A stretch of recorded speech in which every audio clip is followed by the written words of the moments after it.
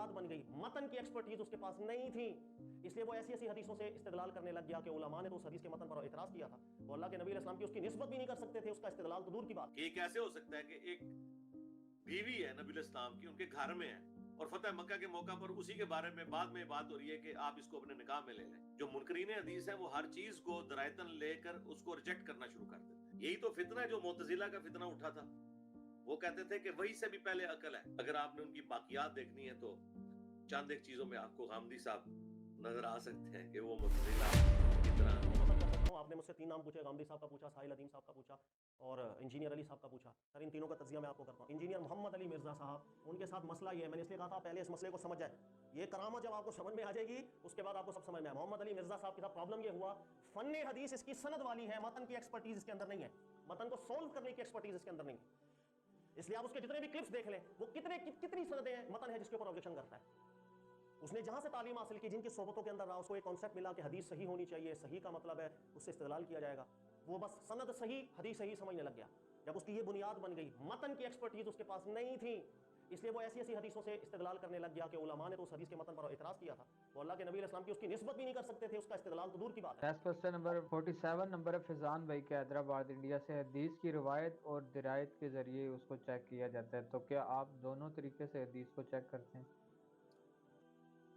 دیکھیں، درایت کو ہم بھی مانتے ہیں، بعض روایتیں ایسی ہیں جن کے اوپر جرح مفسر بھی ہوئی ہوتی ہے اس حوالے سے کہ درایتن، جس طرح آج ہم نے چیز ڈسکس کی ہے وہ درایتن ہی غلط ثابت ہوئی ہے نا، جو صحیح مسلم کی حدیث 6409 ہے، تو روایت تو بالکل درست ہے، راوی تو سارے اس کے ٹھیک ہیں، سکھ ہیں، صدوق ہیں، لیکن درایتن اس لیے غلط ثابت ہوئی، یعنی عقلاً، کہ اس میں ایک بات ایسے ہوئی ہے کہ جو عقلاً محال ہے، کہ فتح مکہ کے موقع پر ابو سفیان یہ کہہ رہے ہیں کہ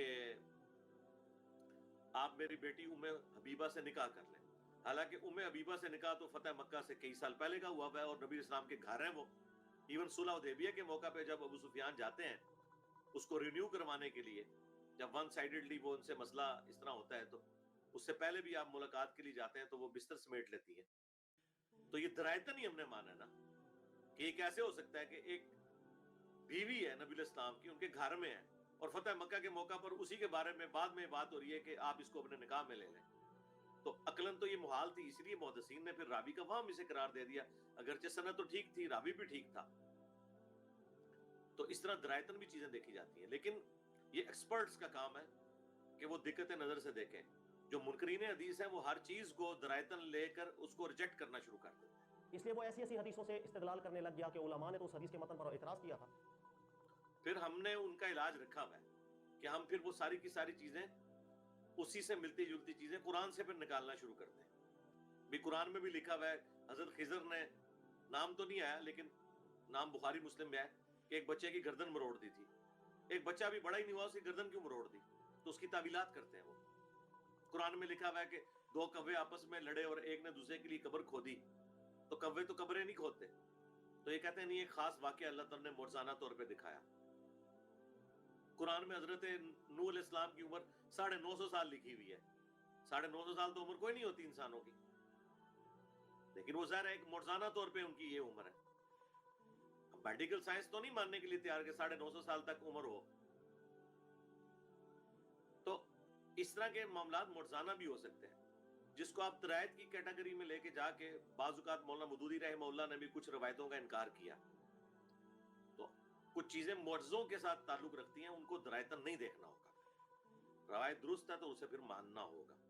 ہاں، جہاں بہت بڑا کوئی لیول کا بلنڈر ہے جو بیسک عقائد و نظریات کے خلاف ہے، وہ بالکل ہم درایتن اس کو اس اعتبار سے دیکھتے ہیں۔ بخاری مسلم میں حدیث ہے، اما عائشہ کے 5 عقیدے، میری ویڈیو دیکھیں، اما عائشہ نے حضرت عمر اور حضرت عبداللہ ابن عمر کے اوپر یعنی اس حوالے سے رد کیا تھا کہ جب انہیں پتا چلا کہ حضرت عمر جو ہے وہ، انہوں نے نبی الاسلام کی ایک حدیث بیان کی کہ جب میت کے اوپر کوئی روتا ہے تو اس کی وجہ سے قبر میں عذاب دیا جاتا ہے اس میت کو، تو حضرت عائشہ نے، بخاری مسلم کے الفاظ ہیں صحیح بخاری میں، تفصیلی حدیث ہے. حضرت عائشہ نے کہا یہ کیسے ہو سکتا ہے, قرآن میں تو واضح ہے وَلَا تَزِرُ وَازِرَةٌ وِزْرَ أُخْرَىٰ, کوئی جان دوسرے کا بوجھ نہیں اٹھائے گی. تو یہ کیسے ہو سکتا ہے کہ کسی کی میت کے ورثاء رو رہے ہیں اور اس کی وجہ سے قبر میں اسے عذاب ہو رہا ہو؟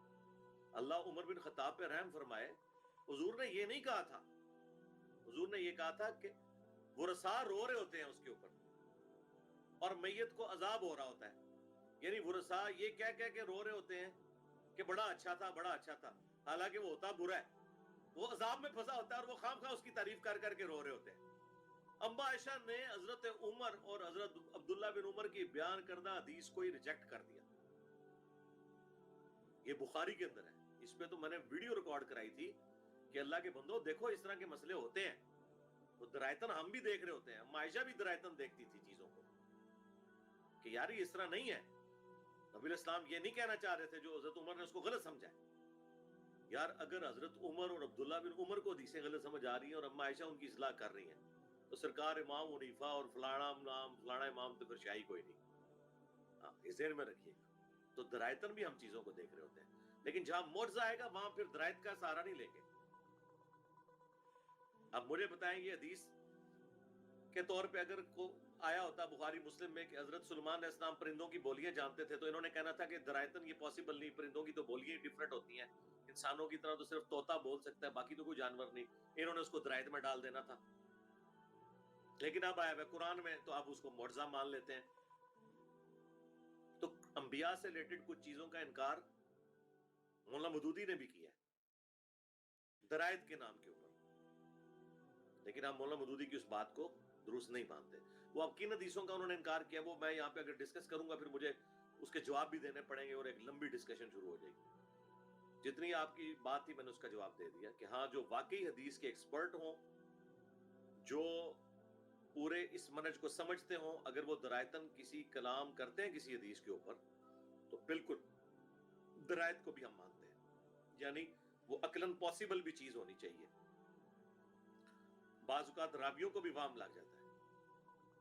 حضرت ابو ہریرہ رضی اللہ تعالیٰ عنہ کو, حضرت انس بن مالک رضی اللہ تعالیٰ عنہ کو اپنی حدیثوں میں وہم لگ گئے اور وہ تابعین نے ان کے وہ وہم نوٹ کیے ہیں, تو وہ انہوں نے اپنی عقل کا استعمال کیا تھا نا. درائتن انہوں نے کہا کہ یہ بات کیسے ہوگی کہ پہلے تو یہ بات کرتے تھے اب یہ بات کرتے ہیں, یہ دونوں باتیں میرے وقت کیسے ہو سکتی ہیں درست. تو درائت کو بھی ہم مانتے ہیں, لیکن جو منکرین حدیث نے یہ ڈھونگ رچایا ہوا ہے ہر بات کو درائت کہہ کے ریجیکٹ کرتے ہیں, بالکل اس قسم کے ہم معاملات کو درائتن ماننے کے لیے بالکل تیار نہیں ہے. ورنہ ہم اسی قسم کے واقعات قرآن سے دکھائیں گے اور پھر ہم ان سے پوچھیں گے کہ ہاں بتاؤ جی یہ درائتن بات ٹھیک ہے, تو یہ ہر بات کی تعویل کریں گے کہ درائتن تو ٹھیک نہیں ہے. یہی تو فتنہ ہے جو معتزلہ کا فتنہ اٹھا تھا. وہ کہتے تھے کہ وہی سے بھی پہلے عقل ہے. اہل سنت کا اور معتزلہ کا مین اختلاف ہی ہے. معتزلہ بہت جینیس لوگ تھے, ان کی کئی پازیٹیو چیزیں بھی تھیں. دنیا اسلام میں جتنی ترقی ہوئی ہے اس میں معتزلہ کا بہت بڑا کردار ہے. عباسی دور کے اندر سائنس میں فلسفے میں جتنی ترقی ہوئی ہے, جو مسلمانوں کا گولڈن پیریڈ ہے, گولڈن ایج ہے, اس کے پیچھے mainly Mutazila school of thought کے لوگ ہیں جو ایک ریشنل اپروچ رکھتے تھے. خلیفہ ہارون رشید اور مامون رشید بھی اسی عقیدے کے حامل ہو گئے تھے. بعد میں جا کے متوکل خلیفہ جو ہے وہ پھر ان کے خلاف ہو گیا, تو اس کی پازیٹیو چیزیں بھی ان کی ہیں, لیکن یہ ایک نیگیٹو چیز ہے کہ وہ احادیث کو بھی عقلاً اس اعتبار سے دیکھنا شروع کر دیتے تھے اور سخت رویے ان کے اس حوالے سے ہو گئے تھے. باقی جہاں تک بنو امیہ کا مسئلہ ہے, اس مسئلے میں ان کا وہی موقف تھا جو ہمارا موقف ہے. حضرت معاویہ رضی اللہ تعالیٰ عنہ اور بنو امیہ کے حوالے سے معتزلہ بہت ہارڈ سٹانس رکھتے تھے, اور حضرت علی کے وہ بڑے پکے حامی تھے, اور وہ کہتے تھے یہ جو کچھ حضرت معاویہ نے کیے یہ بالکل قرآن و سنت کے منافی ہے. اس حوالے سے ان کا آپ سمجھ لیں سٹانس آلموسٹ شیعہ اور سنی کے درمیان تھا. شیعہ والا ایکسٹریم بھی نہیں تھا اور جو ناسبیوں والا ہے وہ تو بالکل نہیں تھا. سنیوں سے بھی زیادہ ہارڈ لائنر تھے وہ حضرت علی کے حق کے اندر. پازیٹیو چیزیں بھی تھیں, نیگیٹو بھی ہیں, پر آج کی ڈیٹ میں معتزلہ اس طریقے سے تو اب ختم ہو چکے ہیں. اگر آپ نے ان کی باقیات دیکھنی ہے تو چند ایک چیزوں میں آپ کو غامدی صاحب نظر آ سکتے ہیں کہ وہ معتزلہ کی طرح ایک ریشنل اپروچ کئی معاملات میں رکھتے ہیں, اور ٹھیک ہے وہ ریشنل اپروچ کسی اعتبار سے ان چیزوں کو دیکھنا چاہیے. میں خود بھی جو تقدیر سے متعلق احادیث ہیں ان کے حوالے سے ریشنل اپروچ رکھتا ہوں کہ پورے قرآن کا مقدمہ اس کے اوپر ہے کہ انبیاء کو اللہ نے بھیجے اس لیے کہ انسان کو اختیار دیا گیا, انسان کو بالکل اختیار دیا گیا. جبریہ کا عقیدہ بالکل باطل ہے کہ انسان مجبور محض ہے. لیکن اس کی بنیاد کے اوپر جو قدریہ کے اندر ایک ایکسٹریم رویہ آیا اور کچھ حد تک معتزلہ کے اندر کہ انہوں نے تقدیر کا جزوی انکار کرنا شروع کر دیا, قدریہ نے تو کلی طور پر انکار کرنا شروع کر دیا, ہم اس چیز کو سپورٹ نہیں کرتے. لیکن وہ احادیث جو بخاری مسلم میں تقدیر کے حوالے سے ہیں ان کو ہم ان کی تعویل کرتے ہیں کیونکہ قرآن کا مقدمہ دوسری طرف کھڑا ہے. میں نے اس لیے آج سے آلموسٹ 9-10 سال پہلے ویڈیو ریکارڈ کرائی ہے مسئلہ تقدیر کے اوپر. 4 لیکچر میں نے ریکارڈ کروائے, 200 آیات میں نے قرآن سے کور کی 50 مقامات سے. مسئلہ نمبر 103, 104A, 104B اور 104C وہ آپ دیکھ سکتے ہیں. جی نیکسٹ.